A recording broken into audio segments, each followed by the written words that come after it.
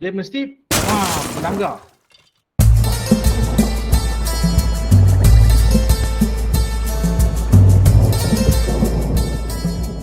What is an SN2 reaction?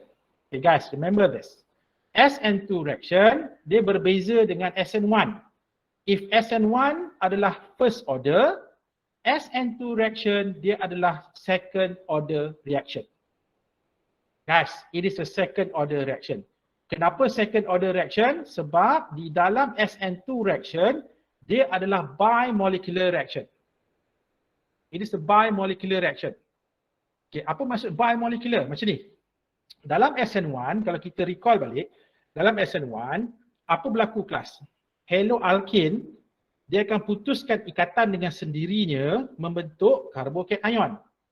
Kan? Lepas tu, barulah karbocation akan diserang oleh nukleofil dan finally akan dapat products. Kan? Itu SN1. Maksudnya, sebab tu kalau kita tengok dalam SN1 reaction, rate of reaction dia bergantung kepada kepekatan haloalkane saja. Nampak tak? Nukleofil tak mainkan peranan. Okay, dalam penentuan rate. Okay, itu SN1. Kalau SN2 ni guys, dia adalah second order. Ataupun it is a bimolecular. Kalau SN1, unimolecular. Apa maksud bimolecular ni? Guys, bimolecular means the molecules of haloalkane, the molecules of nucleophile untuk bertindak balas, dia mesti berlanggar. Dia mesti collided. Dia mesti berlanggar. Collision. Mesti ada collision. Nampak tak? Dalam SN1 ada collision tak? Tak ada. Guys, dalam SN1 reaction tak ada collision antara haloalkane dengan nucleophile, tak. Dalam SN1 apa? Haloalkane jadi carbocation dulu. Baru nucleophile tu attack. Faham Tapi dalam SN2, kelas SN2, nucleophile, haloalkane terus bertindak balas. Tu saya kata dua-dua tu terus berlanggar. Sebab tu dapat nama bimolecular. Maksudnya apa tahu? Maksudnya dalam SN2 reaction ni, kalau kita tengok kan, since dia adalah second order reaction, so kalau kita tuliskan dia punya rate law kelas, nampak tak? Apa ni? Rate equals to K, darab dengan kepekatan haloalkane dan juga the concentration of nucleophile. So meaning that the reaction rate untuk SN2 reaction adalah berkadar, maksud saya bergantung kepada ataupun depends on the concentration of haloalkane, the concentration of nucleophile. Maksudnya kalau let's say kita ubah kepekatan haloalkane, rate akan berubah. You ubah kepekatan nucleophile, rate akan berubah kelas. Nampak tak perbezaan dengan SN1? SN1 tak. SN1 dia cuma haloalkane saja. Even kalau kita ubah kepekatan nucleophile pun, dia tak akan mempengaruhi reaction rate untuk SN1 reaction. Tapi SN2, it is different. Dia bergantung kepada both species. Okay? Haloalkane dan juga nucleophile. Okay guys, terusnya. Nampak dalam SN2 ni, di dalam rate law ataupun rate equation, kedua-dua alkyl halide dan juga nucleophile appear in the rate equation. Ini yang tak ada dalam SN1. SN1 cuma concentration of haloalkane saja. Kelas Right. And then in terms of the steps involved. Kalau SN1 berapa step? 2 step. Tapi guys, when it comes to SN2, ini ramai yang selalu keliru ni.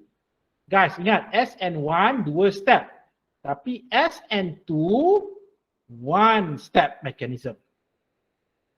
Ini antara mekanisme yang paling pendek ni lah. Kan 1 step je.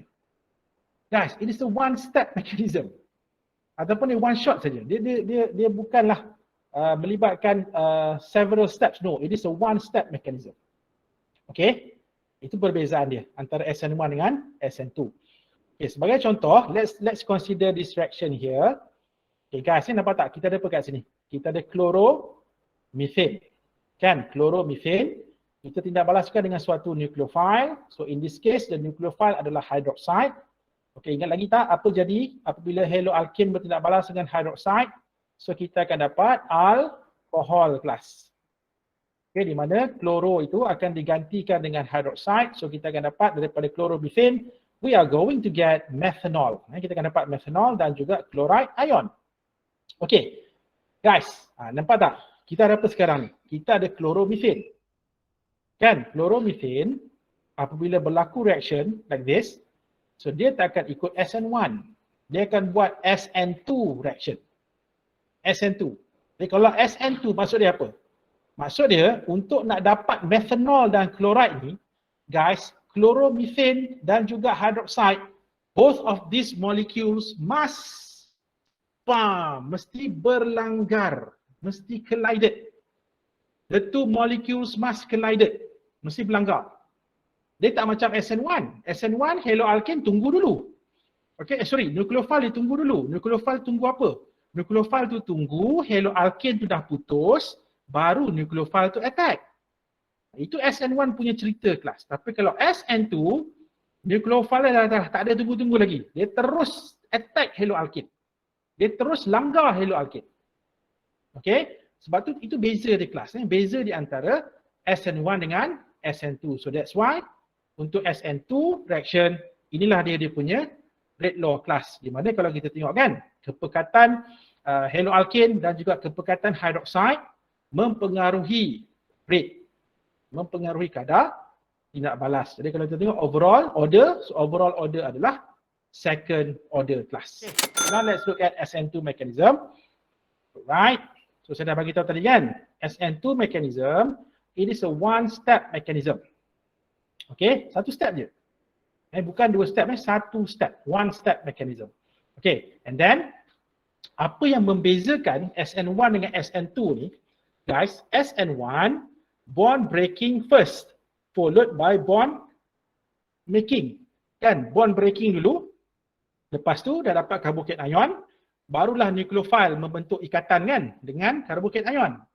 That was in SN2, SN1. Dalam SN2, apa yang berlaku kelas, bond breaking dan bond making occur at the same time. Okay, kenapa? Dia macam ni lah. Kan saya dah cakap tadi kan, dalam SN2 ni, apa berlaku? Haloalkane dan juga nukleofil akan berlanggar. Dia akan berlanggar guys. Bila berlanggar, apa jadi? Bila berlanggar tu, apa yang berlaku adalah ikatan mula terbentuk. Dan dalam masa yang sama, ada juga ikatan yang mula putus. Nampak tak kelas? Tu dikatakan dalam SN2 ni, bond breaking and bond making, both of these occur simultaneously, serentak at the same time. Okay? Apa nanti saya akan detailkan dengan lebih detail. Okay, dan satu lagi guys, yang perlu tahu. Okay, tadi saya dah cakap kan, dalam SN2 ni, nukleofil akan langgar. Okay, ataupun dia akan attack haloalkane kan. Dia akan attack haloalkane. Tapi guys, you kena ingat, dia punya serangan itu adalah from backside. Okay, backside attack. Dia akan serang daripada belakang. Okay, bukan backstabbing. Itu tikam dari belakang, lain maksud dia.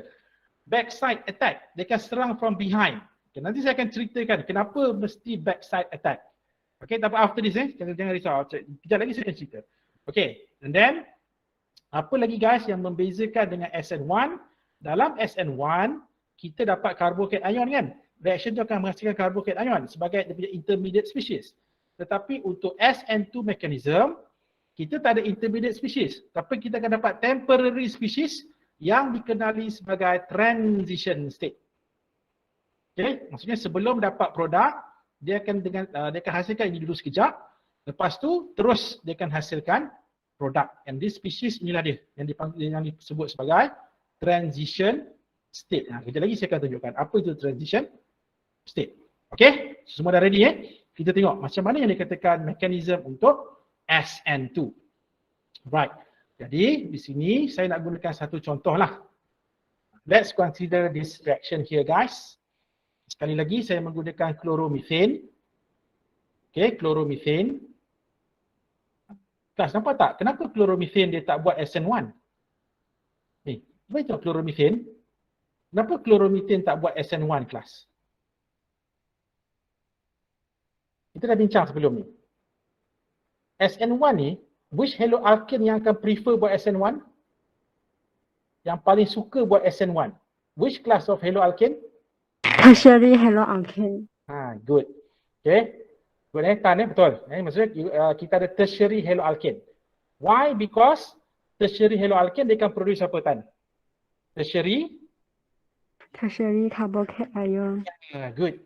Tertiary carbocation ion, which is the most stable carbocation ion. So that's why tertiary haloalkane dia akan always prefer buat SN1. Dia tak akan buat SN2. Tetapi chloromethane, guys, chloromethane. Saya nak tanya, chloromethane ni dia adalah haloalkane kelas apa? Siapa boleh beritahu saya? Chloromethane dia adalah haloalkane kelas apa? Ada kelas tak? Ni, kalau kita lukiskan chloromethane kan? Can we classify this chloromethane sebagai kelas apa? Kita tahu kalau ada satu alkyl itu primary haloalkane. Kalau ada dua alkyl secondary, tiga alkyl tertiary. Tapi chloromethane ini guys langsung tak ada alkyl. So dia tak boleh kita kelaskan. Dia tak ada kelas. Chloromethane, bromomethane, chloromethane, iodomethane. So these are haloalkanes yang tidak boleh kita kelaskan.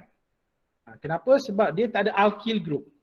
Nampak tak? Sebab itulah guys, this secara umum kita sebut sebagai methyl halide. Sebagai methyl halide.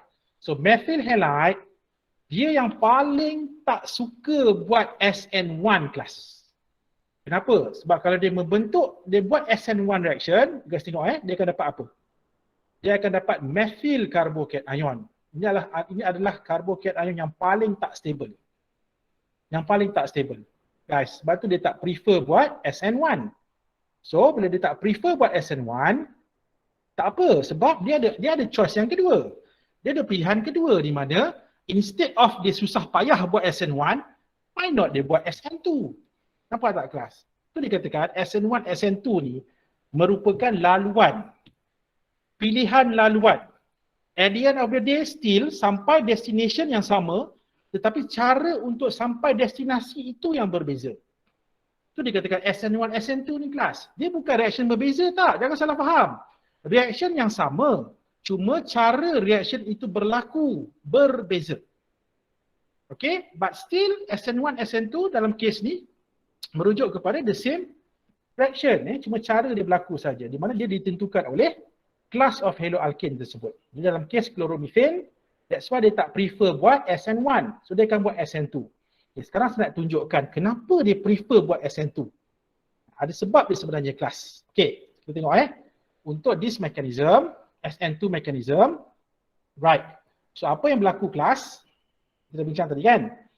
Okay, apa yang berlaku adalah, this is the nucleophile, hydroxide. Kan? Ini hydroxide, the nucleophile in this reaction. So what is going to happen guys? This hydroxide akan attack this chloromethane. Dia akan terus serang chloromethane. Dalam SN1, tak kan? Dalam SN1, chloromethane putus dulu. Haloalkane tu putus dulu. Lepas tu baru attack by nucleophile. Tapi dalam this SN2, hydroxide ataupun nucleophile in general, so akan terus serang haloalkane. Dan serangan tersebut ataupun this attack berlaku daripada backside. Daripada belakang. Okey. Sekarang macam mana kita nak tunjukkan backside attack itu? Ni saya nak tunjukkan pada you all. Okey guys, ingat lagi kan?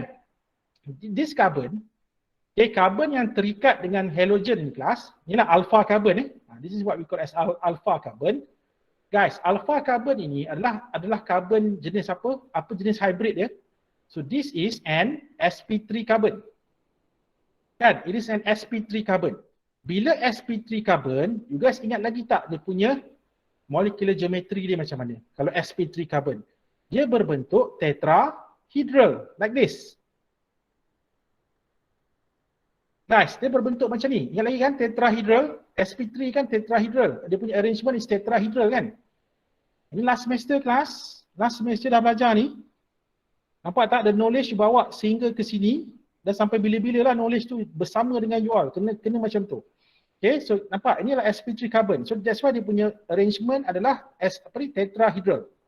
Okay, jadi sekarang ni apa berlaku? Untuk ingat kelas untuk SN2. Ini especially saya cakap ni untuk SN2 mechanism. untuk SN2 mechanism, whenever you are going to draw the haloalkane dalam mechanism, you all kena lukis dia dalam bentuk begini. Mesti lukis dalam bentuk 3D kelas. Like this. Sebab apa? Sebab dia lah sp3 carbon kan. So that's why dalam case ini, nampak jangan saya tunjukkan Okay, sebab tu bila kita draw untuk haloalkane, you must draw the structure like this. Okay, so sekarang saya nak explain kenapa mesti serang daripada belakang. Backside, kenapa tak serang daripada depan? Okay, kita tengok contoh kelas Sekarang kita tahu, this alpha carbon, alpha carbon, okay, you all faham apa itu alpha carbon Alpha carbon ni kelas, alpha carbon ini adalah carbon which is directly bonded to halogen. Carbon yang terikat directly dengan halogen di dalam haloalkane. So this carbon kita labelkan sebagai alpha carbon. Carbon alpha ataupun alpha carbon. Okay, jadi sekarang ni kita tengok this alpha carbon adalah partially positive. Kenapa partially positive? Because this alpha carbon is bonded to a more electronegative atom which is chlorine. Kan chlorine adalah partially negative. So bila chlorine adalah partially negative, macam mana pun klorin itu bercas negatif. Cuma dia tak negatif sepenuhnya lah kan.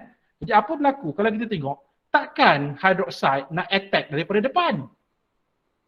Sekarang ni hydroxide, dia nak buat apa? Hydroxide ni, dia nak attack this alpha carbon supaya dia boleh buat bonding dengan that carbon. So right now, this hydroxide, dia tak boleh attack from the front. Kenapa tak boleh attack from the front? Because at the front ada klorin. Yes, ada klorin. That's why dia tak attack daripada depan. Sebab ada klorin. Bukan sebab dia takut. Jangan salah faham. Nucleophile takut dengan halogen. Bukan sebab takut kelas. You guys tengok, ini negatif. Sini pun negatif. Kalau negatif dengan negatif, macam mana nak pergi dekat? Nanti dia akan repel, dia akan menolak. Kan? So that's why in this case, the correct orientation. Nampak tak? You guys ingat lagi kan? Effective collision. Apa syarat effective collision? Pertama, tenaga mesti EA and above. Ingat lagi tak EA ni, guys? Mesti EA ataupun above ataupun greater than EA kan? Itu syarat pertama. Dan syarat yang kedua apa? The collisions must be in correct orientation. Dan inilah ada satu contoh kelas. Jadi untuk reaction ini berlaku, guys untuk this reaction to occur, nucleophile mesti attack from behind. Ni, untuk dia nak sampai pada this partially positive carbon ni, dia mesti attack daripada belakang. Sebab apa? Sebab itulah paling senang untuk dia sampai pada carbon tersebut. Tanpa ada halangan. Ataupun kita katakan this alpha carbon is easily accessed by nucleophile from behind. Okay? So semua orang clear kenapa dia attack daripada belakang? Because itulah. Yang kedua sebab that is the correct orientation untuk this reaction to occur. That's why they attack from backside. Jadi lepas ni jangan lagi buat tuduhan-tuduhan yang tak sepatutnya. You kata apa ni nucleophile ni penakut ke ala attack daripada belakang, apa dah main attack belakang, attack lah depan-depan kan. Jangan pula macam tu kelas. Bukan macam tu, ni dia bukan macam manusia kan, itu cerita lain. Okay, so they attack from backside because of this. Because that is the correct orientation untuk reaction ni berlaku. Okay, seterusnya. Jadi sekarang ni, kita tengok apa berlaku. Jadi nucleophile ni akan attack this alpha carbon. Okay, walaupun nama dia attack, sebenarnya dia buat apa? Sebenarnya nucleophile ni nak share sepasang elektron dengan this carbon class. Jadi apa yang berlaku? Dia akan gives a pair of electron to this carbon. Okay, jadi nampak tak kelas apa yang berlaku dekat sini? Apabila nucleophile ataupun hydroxide ni, okay, bagi sepasang elektron pada this alpha carbon, apa jadi? Antara OH dengan this carbon dah mula terbentuk ikatan baru. Ataupun we can say that the bond between OH and carbon is partially formed. Partially formed. Dia tak terbentuk sepenuhnya lagi. Dia mula nak terbentuk. Tanda-tanda ikatan terbentuk tu dah mula ada. Faham guys Okay, itu yang berlaku pertama. Dan at the same time guys, ikatan antara carbon dan chlorine is partially broken. Nampak tak? Partially broken. Maksudnya OH dengan alpha carbon starts to form. Alpha carbon dengan chlorine starts to break. Dan kedua-dua ni guys, bond making dan bond breaking berlaku simultaneously. Itu dikatakan serentak. Nampak tak? Dia tak sama dengan SN1. SN1, haloalkane putus dulu. Dah putus, baru nucleophile tu attack. Tapi dalam kes SN2, no. Dua-dua tu berlaku serentak. Guys, dan since OH dengan alpha carbon mula terbentuk, halogen dengan alpha carbon mula putus, apa yang berlaku adalah seterusnya kelas kita tak dapat produk dulu tau. Asalnya kita akan dapat satu spesies yang dikenali sebagai, inilah dia kelas. Yang dikenali sebagai transition state. Kita akan dapat transition state dulu. Tak terus dapat produk dulu kelas. Kita akan dapat transition state dulu. Okey, sedikit tentang transition state ni yang saya nak you all jelas kat sini. Okay guys, nampak tak kat sini? Apa yang nampak? Ada dua dotted lines. Satu dotted line sebelah kiri, satu dotted line sebelah kanan. Okay, apa maksud dotted line ni? Okay, dia macam ni. Kan tadi OH ni datang daripada mana? Datang daripada nucleophile. So bila OH ni dah attack this alpha carbon, nampak tak guys? Apa berlaku dekat sini? Antara C dengan OH ni, ikatan dah mula terbentuk. Mula terbentuk ataupun partially formed. It's not fully formed yet, tak terbentuk sepenuhnya lagi, tetapi dah mula ada. Meaning that the bond is there. Cuma tak berapa ni sangatlah, tapi the bond is there, it's already there. Okay, and then dalam masa yang sama guys, apa berlaku? Ikatan antara klorin dengan karbon ni, alpha carbon, dah mula terputus. Mula nak putus. Ini pun sama, it's not fully broken, it is partially broken. So maksud dia apa kelas? Maksud dia kedua-dua ni sini dah mula ada ikatan, sebelah kanan ini masih ada ikatan. Faham Boleh faham Sini dah mula ada ikatan, dekat sini pun masih lagi ada ikatan. Di sini belum putus sepenuhnya, ini belum terbentuk sepenuhnya. But still ikatan tu dah mula ada dan masih ada. Okay, dan guys, perhatikan macam mana structure transition state ni. Guys sekarang ni, cuba you tengok apa berjadi pada 3 hidrogen di kelas. Ni, apa je pada 3 hidrogen ni? Nampak tak apa jadi pada kedudukan 3 hidrogen ni? Asalnya, macam mana kedudukan 3 hidrogen ni? Kedudukan ni macam ni kan? Nampak? Satu hidrogen sini, satu hidrogen sini, satu hidrogen sini. Tapi bila membentuk transition state, apa jadi pada the position of these 3 hydrogen atoms? Dia dah jadi tegak macam ni kelas. Nampak tak dekat video? Dekat kamera tu. Kalau dia kan jadi tegak like this. 1, 2, 3 hydrogen berada on the same plane. Okay, kenapa macam ni kelas? Kenapa macam ni? To explain this, you guys kena balik semula pada this theory. Ingat lagi tak? Vesper theory. Vesper. Ataupun Vesper theory. Kata apa? Antara electron pair dengan electron pair kan ada repulsion. Kan? Ada repulsion kan? Dan apa this electron pair akan buat? Dia akan try to rearrange supaya repulsion itu adalah the minimum. Paling minimum. Jadi sekarang ni guys, apa berlaku? Dekat sini dah mula ada bonding. Dekat sini masih ada bonding. So apa akan berlaku? Sini akan tolak. Sebelah sini pun akan tolak. Nampak tak guys? Dia macam ni lah. Bila tadi macam tiga macam ni kan? So bila sini tolak, apa jadi? Dia akan tegak dan dia sepatutnya dia akan pergi sebelah sana macam tu kan? Macam tu. Tapi disebabkan dekat sini pun masih lagi ada bonding, sini pun akan tolak. Sebab tu yang 3 ni guys, dia akan tegak like this. Sebab tu dia akan tegak. Maksud ketiga-tiga ni, ketiga-tiga hydrogen atom ini akan berada on the same plane. Sebab sebelah sini tolak, sebelah sini pun tolak kelas. Faham Sebab tu apa akan berlaku? Bila dia membentuk transition state, the structure is like this. Okay, so faham everyone Okay, dan satu lagi guys, whenever you draw this transition state, you guys kena letakkan simbol ini. This symbol. Apa ni? Ni kalau saya besarkan ni. Sekejap simbol ni guys, ini simbol dia bukan plus minus Ada yang kata plus minus. No, bukan plus minus. Ini adalah simbol ini guys. Apa ni? Nama simbol ini kita sebut sebagai double dagger. Double dagger symbol. Okay, double dagger. Bukan double decker, double dagger. Double dagger. Guys tahu kan dagger kan? Dagger tu macam pisau pendek tu. Okay, itu ni double dagger, double dagger. So apa dia function double dagger ni? Double dagger adalah satu simbol yang kita gunakan untuk nak menggambarkan ini adalah suatu transition state. Satu simbol lah, maksudnya kita nak tandakan yang this structure adalah suatu transition state, kita kena letak di simbol glass.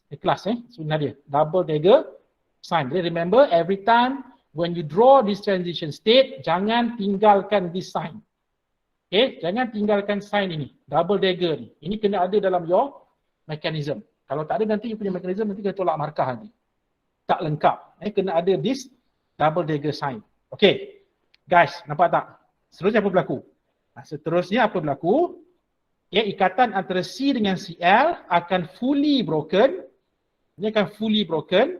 And then dekat sini akan fully form. Dan akhirnya, apa jadi kelas? Kita akan dapat begini. Nampak tak kelas? Nampak tak? Antara OH dengan C, here, dah tak ada lagi dotted line. Kenapa bukan dotted line lagi? Sebab C dan OH dah officially apa? Officially terikat lah, officially bonded. Officially bonded. Dah terikat secara rasmi. Dari mana pergi Cl? Kenapa Cl tak ada dekat sini? Sebab Cl dah keluar sebagai chloride. Dia dah keluar guys, dah putus keluar lah. Nak tunggu apa lagi kan? Dah putus dia keluar lah. Bawa diri. Dia bawa diri sebagai living group. Jadi dia akan keluar sebagai chloride. Guys, boleh faham Nampak tak guys? So inilah dia katakan SN2 mechanism. Okay, SN2 mechanism. Okay, dan satu lagi, kalau siapa yang mata dia nampak dengan tajam kan? Kalau siapa yang perasan ni, saya rasa ada yang perasan ni kan? Cuba kita tengok asalnya haloalkane kita, nampak tak bentuk dia macam mana kelas? Bentuk dia macam ni kan? Tengok 3 hidrogen tu ke arah mana? Hidrogen itu semua ke arah sini, ke kiri. Tapi bila terbentuknya alkohol ataupun produk, cuba kita tengok sekarang ni. Dekat mana kedudukan hidrogen? Hidrogen tu dah berlaku inverse dia punya configuration kan? Ni dia dah berlaku inversion. Maksudnya tadi 3 hidrogen ni menghala ke sebelah kiri. Tapi bila dapat produk, 3 hidrogen ni akan menghala ke sebelah kanan. How is this possible guys? Sebab sp3 lah. Sebab sekarang ni ini kan sp3 carbon. Bila sp3 carbon, bila sini ada bonding, sini maksudnya apa akan berlaku? Dia akan susun supaya jarak di antara this bonding mestilah 109.5 darjah. Kan? Because that is kita katakan the minimum dia punya repulsion. Guys, so inilah apa yang berlaku. Dan ini juga apa yang you all kena tunjukkan whenever you draw ataupun you write this SN2 mechanism. Kena tunjukkan the inversion of configuration di kelas. Asalnya kita start macam ni, dapat produk, dia akan jadi macam ni. Okay. Okay, boleh semua orang Okay, sikit lagi berkaitan dengan this SN2 mechanism kelas. Right. Walaupun dekat sini you nampak ada 2 arrow kan? Satu arrow dapat transition state, lepas tu transition state dapat produk kan? Seolah-olah macam you nampak bukan ni 2 step ke? Kan? Guys, ingat. Walaupun nampak ada 2 arrow kat sini, this reaction adalah 1 step reaction. Dia bukan 2 step ni guys. Jangan salah faham lah. You kata ada 2 step ni, ada 2 step ni. Tak. This is the 1 step. Kenapa saya kata 1 step? Because transition state is not an intermediate. Dia bukan intermediate macam carbocation ion, tak. Transition state ni kelas, dia merupakan suatu temporary species. So, kadang-kadang tak sampai 1 second pun. You tak sempat nak blink you punya mata, you tak sempat nak kelip mata, dah tak ada dah transition state ni. Dia jangka hayat dia pendek je, sekejap je. Sekejap sahaja. Sebab tu it is not counted sebagai intermediate. Dia bukan intermediate, dia bukan macam carbocation ion, no. Dia adalah temporary species saja. Perantaraan. Perantaraan antara reactant dengan products. Okay? So dia adalah 1 step So this is a 1 step mechanism bukannya 2 step. It is a 1 step mechanism. Okay, sikit je lagi. Okay, nampak tak yang ni dikatakan backside attack tadi dan saya pun dah terangkan tadi kan kenapa backside attack. Jadi saya harap semua dah jelas kan benda tu kan. Okay, seterusnya kelas. Ini tak ada apa, ini just saya bagi sedikit information lah tentang apa itu transition state. Tak apa kelas, ini nanti saya akan share this notes dengan you all. Okay, ini tak ada apa. So ini pun tak ada apa, sebenarnya just nak tunjukkan di dalam transition state dapat tak kelas apa yang berlaku. Tak. So dotted line tu represent apa? Contohnya antara C dengan O tu menunjukkan bahawa ikatan antara C dengan OH ataupun alpha carbon ni. So this is the alpha carbon. Nampak mula terbentuk ataupun is partially formed, and then at the same time ikatan antara carbon and chlorine is partially broken. Bila berlakunya SN2 reaction ni, kan apa yang berlaku adalah kita punya produk tu dia akan berlaku inversion of configuration. Contohnya kan macam ni, hydroxide kan apabila dia bertindak balas dengan haloalkane, you guys perhatikan macam mana struktur haloalkane tu. Tapi selepas dapat produk, apa jadi? Nampak tak? Berlakunya inversion of configuration. Dekat mana? Dekat chiral carbon ataupun dekat alpha carbon itu. Kan berlakunya inversion, inverse. Dia berlaku perubahan kepada dia punya configuration ni kan. Kalau you nak bayangkan benda ni, kita bayangkan macam apa tau? Kita boleh bayangkan dia macam ni. Payung guys. Itu payung, umbrella. Payung. Let's say payung ni kena tiup angin daripada dalam. Apa jadi kelas?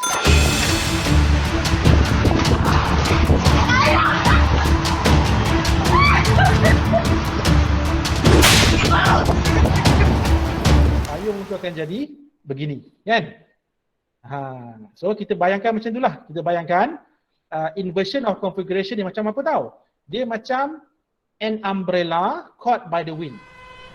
Saya tamatkan lesson ni Kita tengok satu senario dulu. Saya tahu ramai di kalangan you all pernah mengalami ini kan. Pernah stuck di dalam traffic jam.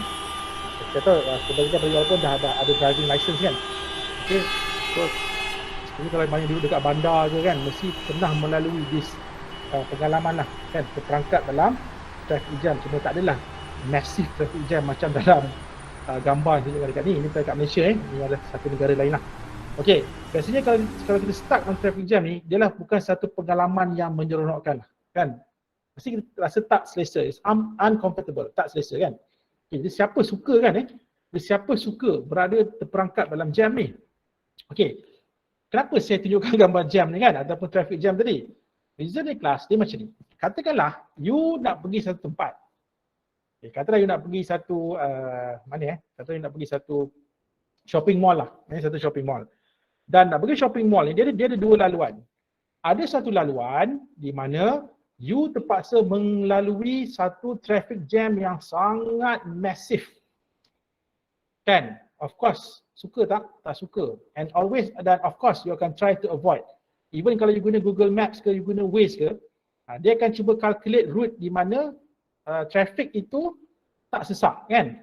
So, siapa nak kan melalui traffic jam kan? Of course you akan cari laluan di mana begini. Guys, nampak tak? Laluan yang smooth, lancar. Tapi kalau kat Malaysia ni kalau nak lancar kena masuk highway lah kan. Tapi kalau masuk highway you kena bayar lah. Kalau nak ikut jalan biasa tu memanglah free, tapi kenalah lalui traffic jam kan. So maksud dia apa ni kelas? Maksud dia nak sampai kepada satu destinasi tu, kita ada pilihan. Either kita lalui jalan yang sesak ataupun kita lalui jalan yang lapang. Tapi still at the end of the day, apa berlaku kelas? Apa berlaku adalah still kita akan sampai pada destinasi yang sama. Kan? Jadi apa yang saya nak kaitkan dekat sini adalah saya nak kaitkan dengan steric effect. Okey, apa yang dimasukkan dengan steric effect? Guys, steric effect. Okey, dia macam ni lah. Kalau dalam jam yang teruk ni, ini kita sebut sebagai greater steric effect. Okay, tapi kalau kurang, itu kita sebut sebagai lower steric effect. So what is it? Kan apa itu steric effect? Okay, dia macam ni tau. Steric effect ni, kalau dalam chemistry lah okay, steric effect is defined as an effect on the relative rate of reaction caused by the size of partial arrangement of groups of atoms that attach or at or near to the reacting site ataupun alpha carbon. Dia macam ni lah kelas. Saya beri satu contoh mungkin you tak berapa faham statement atas ni kan. Okay, saya cuba ringkaskan lah macam ni. Okay, sekarang ni kita tahu dalam SN2 reaction, guys, dalam SN2 reaction Nucleophile akan attack alpha carbon kan. Ingat lagi tak alpha carbon tu apa? Alpha carbon adalah carbon yang terikat dengan halogen dalam haloalkane. Kan, this is the alpha carbon. Dan kita tahu nucleophile kan akan attack this alpha carbon. Kan, akan attack this alpha carbon from backside. So apa kaitan dengan steric effect? Dia macam ni tahu kelas Sekiranya kalau dekat alpha carbon ini dia punya steric effect dia kurang, rendah. Okay, senang tak nucleophile tu nak attack carbon tu? Senang. Tapi kalau dekat ke alpha carbon itu, dia punya steric effect dia tinggi. Okay, steric effect tu adalah higher steric effect, greater steric effect. So apa berlaku? Susah untuk nucleophile nak attack this alpha carbon. Okay, dan dalam this haloalkane ni, steric effect ni dia bergantung pada apa tau kelas? Dia bergantung kepada the presence of alkyl groups. Alkyl groups. So alkyl groups itulah. Contohnya kalau alpha carbon itu, dia ada banyak alkyl groups terikat dengan alpha carbon. So kita katakan dia punya steric effect is greater.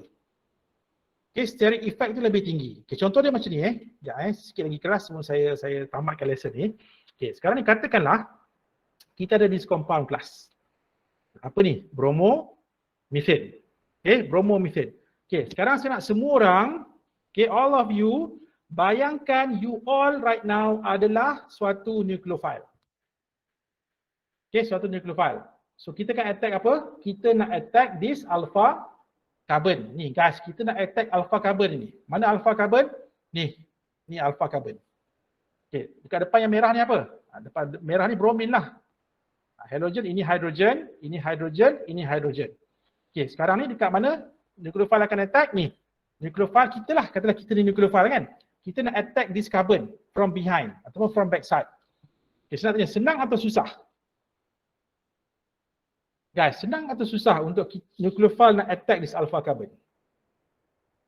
So apa berlaku kat sini? Dia punya serangan dia adalah apa? Super easy. Kalau kita jadi nucleophile, kita buat dia sambil ketawa je.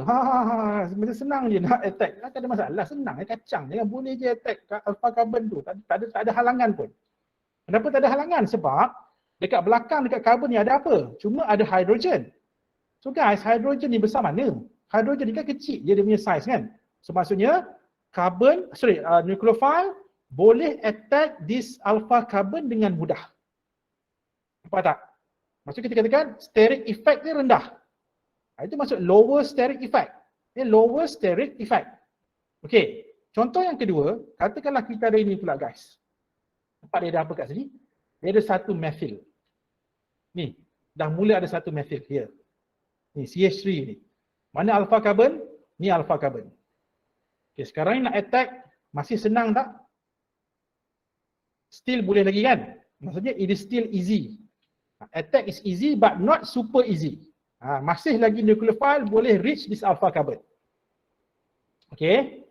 Boleh? Okay. Ini kalau ada satu alkyl. Cuba bayangkan alpha carbon ni pula, guys, ada dua methyl group like this. See, dia ada dua methyl groups. Ni. Ni satu methyl group, ni satu methyl group. So ni hidrogen dekat atas. Mana alpha carbon? Ini kelas, nampak? Masih ada ruang kan sikit. Nampak? Masih ada ruang sikit untuk nak attack this alpha carbon from backside. Meaning that dah mula apa? Serangan oleh nucleophile from behind dah it is still possible, masih lagi boleh berlaku, tetapi it's not that easy.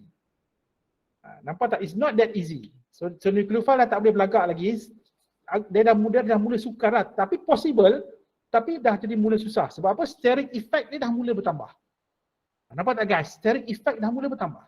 Okey, ini dua tau. Ada dua alkyl terikat dengan alpha carbon. Now class, kita tengok what if kalau ada 3 methyl groups like this. Mana alpha carbon? Nampak ke guys alpha carbon? Saya pun tak nampak alpha carbon dekat mana kan? Maksud dia apa? Maksud dia dalam kes sekiranya alpha carbon ada 3 alkyl groups like this, boleh tak nucleophile attack from backside? Jawapannya tak boleh. Okay, menangis nucleophile tu guys. Menangis dia. Sebab apa? Sebab it is impossible untuk dia attack from backside. So that's why guys, that's why dalam SN2 mechanism ni guys, that's why kalau kita tengok kan, macam mana kita nak tahu which haloalkane yang prefer untuk buat SN2 ni adalah haloalkane yang mempunyai less steric effect ataupun less crowded. Less crowded. So kalau dia adalah less crowded, dia adalah more reactive towards SN2. Tapi nampak tak guys, kalau dia adalah more crowded, dia adalah less reactive towards SN2. So that's why dalam case ini guys, kalau kita nak tahu kan, which class of haloalkane yang akan undergoes a faster SN2 reaction, kita tengok pada ini. Nampak tak? So apa yang berlaku kalau SN2, nampak tak kelas? Methyl halide, dia yang paling reaktif. Sebab apa? Sebab steric effect dia rendah, paling rendah. Tapi kalau tertiary haloalkane, kenapa dia tak prefer buat SN2? Sebab steric effect dia paling tinggi. Sebab tu dia tak prefer buat SN2. Sebab tu tertiary haloalkane dia lebih prefer buat apa? Tertiary haloalkane dia lebih prefer buat SN1. Dia tak prefer buat SN2. Tapi kalau methyl halide, dia lebih prefer buat SN2 dan dia tak prefer buat SN1. Sebab apa? Sebab kalau dia buat SN2, dia lebih cepat berbanding dengan kalau dia buat SN1. Nampak tak guys? Jadi sebagai penutup, ingat dalam SN2 ini, ingat SN2, ingat steric effect. Okay, less steric effect, less crowded, more reactive towards SN2. Tapi kalau SN1, ingat SN1, ingat carbocation ion. The higher the class of haloalkane, the more stable the carbocation ion. Itu dia lebih prefer untuk buat SN1. Okay, kelas itu beza antara SN1 dengan SN2 reaction. Jadi itu saja daripada saya. So guys, kita jumpa lagi dalam next lesson. Assalamualaikum warahmatullahi wabarakatuh. Jumpa lagi semua. Have a nice day guys. Bye.